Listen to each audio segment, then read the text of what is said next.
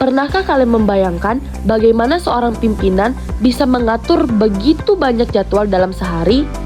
Bagaimana rapat, perjalanan dinas, dan pertemuan bisnis bisa berjalan tanpa bentrok?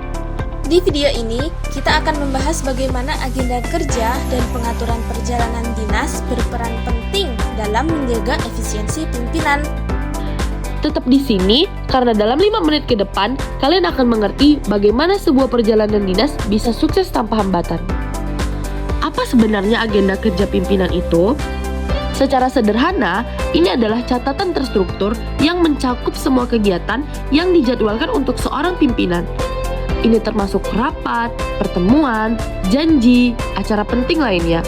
Tanpa agenda yang baik, jadwal bisa berantakan, pertemuan bisa terlewat, dan keputusan tertunda. Lalu, apa fungsi agenda kerja pimpinan? Fungsi agenda kerja pimpinan sendiri meliputi 1. Manajemen waktu. Agenda kerja membantu pimpinan mengelola waktu secara lebih efisien. Dengan jadwal yang terstruktur, mereka dapat memanfaatkan setiap menit dengan optimal dan menghindari pemborosan waktu. Lalu yang kedua, prioritas tugas. Melalui agenda kerja, pimpinan dapat menentukan tugas yang paling penting dan mendesak. Dengan begitu, mereka dapat fokus pada hal-hal yang benar-benar mereka perlukan perhatian utama. Lalu yang ketiga, agenda organisasi. Agenda kerja memastikan semua kegiatan tersusun dengan rapi.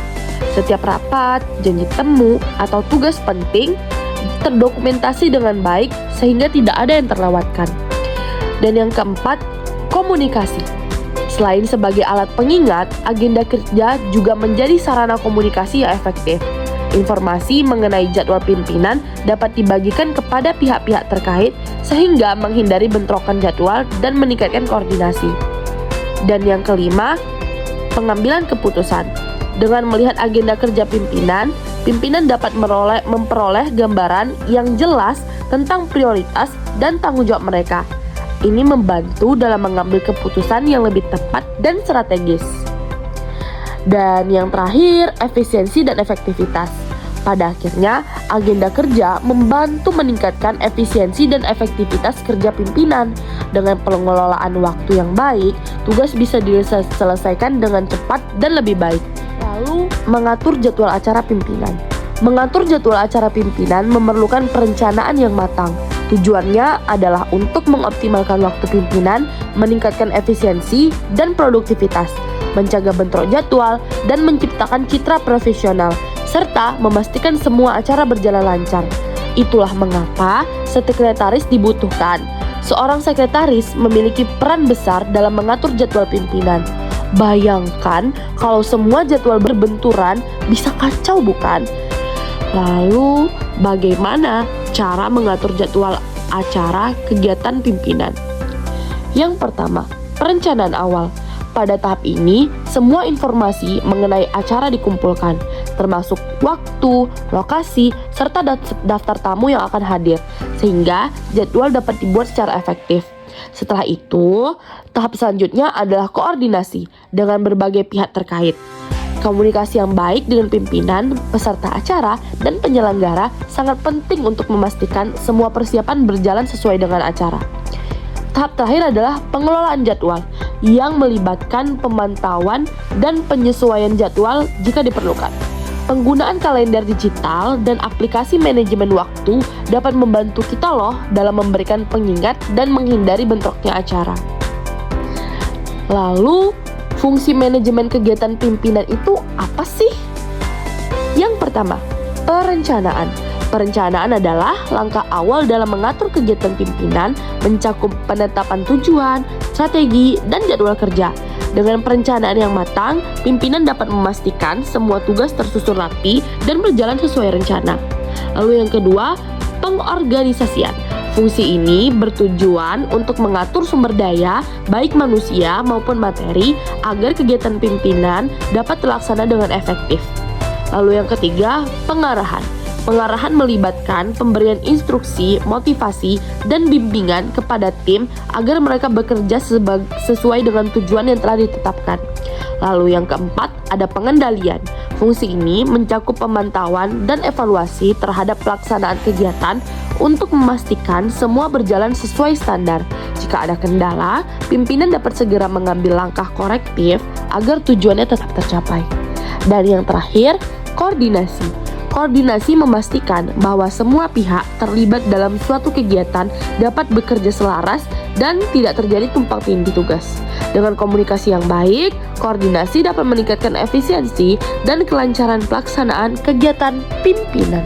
Selain agenda kerja, perjalanan dinas juga jadi bagian penting dalam manajemen perkantoran. Nah, ternyata perjalanan dinas ini ada banyak jenisnya. Bisa dibedakan berdasarkan wilayah tujuan, mode transportasi, dan juga tujuan perjalanan. Yang pertama, berdasarkan wilayah tujuan. Ada perjalanan dinas dalam negeri dan luar negeri. Perjalanan dinas dalam negeri mencakup perjalanan antar kota atau provinsi untuk urusan bisnis atau pemerintahan. Sementara itu, perjalanan dinas luar negeri umumnya dilakukan untuk memperluas kerjasama internasional, menghadiri konferensi global, atau studi banding ke perusahaan asing. Yang kedua, berdasarkan moda transportasi.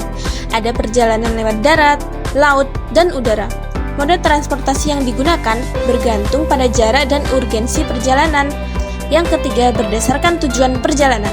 Perjalanan dinas juga bisa dikategorikan berdasarkan tujuannya. Misalnya untuk menghadiri rapat kerja atau seminar, melakukan kunjungan kerja ke cabang perusahaan atau mitra bisnis, atau mengikuti pendidikan dan pelatihan untuk meningkatkan kompetensi.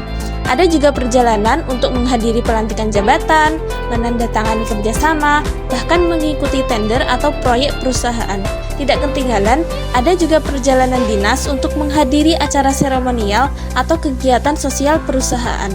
Nah, agar perjalanan dinas berjalan lancar, perlu ada perencanaan matang, termasuk transportasi, dokumen, akomodasi, dan anggaran.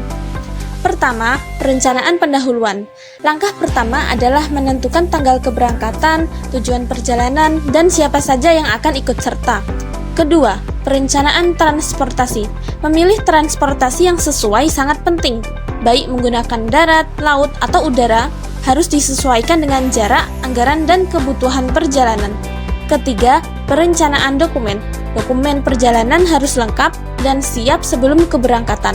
Ini termasuk surat tugas, tiket, paspor, visa, serta dokumen pendukung lainnya untuk kelancaran perjalanan. Keempat, perencanaan akomodasi. Menyesuaikan tempat menginap dengan kebutuhan perjalanan adalah kunci kenyamanan. Faktor lokasi, fasilitas, dan biaya harus dipertimbangkan agar perjalanan tetap efektif. Kelima, perencanaan biaya. Anggaran harus dihitung dengan cermat, mencakup transportasi, penginapan, konsumsi, dan keperluan lainnya. Dengan perencanaan yang baik, biaya tetap terkendali dan perjalanan berjalan dengan lancar. Demikian pembahasan mengenai agenda kerja dan perjalanan dinas dalam manajemen perkantoran. Terima kasih atas perhatiannya. Sampai jumpa di kesempatan berikutnya.